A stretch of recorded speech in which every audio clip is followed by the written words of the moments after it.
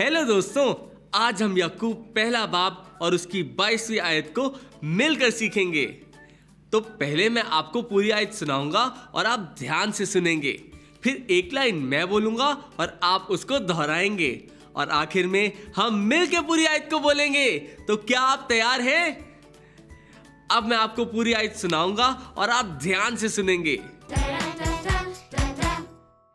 लेकिन कलाम पर अमल करने वाले बनो, ना महज सुनने वाले जो अपने आप को धोखा देते हैं। याकूब पहला बाब उसकी 22वीं आयत। अब एक लाइन मैं बोलूंगा और आप उसको दोहराएंगे। लेकिन कलाम पर अमल करने वाले बनो, ना महज सुनने वाले जो अपने आप को धोखा देते हैं। याकूब पहला बाब 22वीं आयत।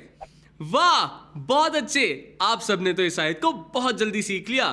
तो क्यों ना हम इस पूरी आयत को मिलकर बोलें।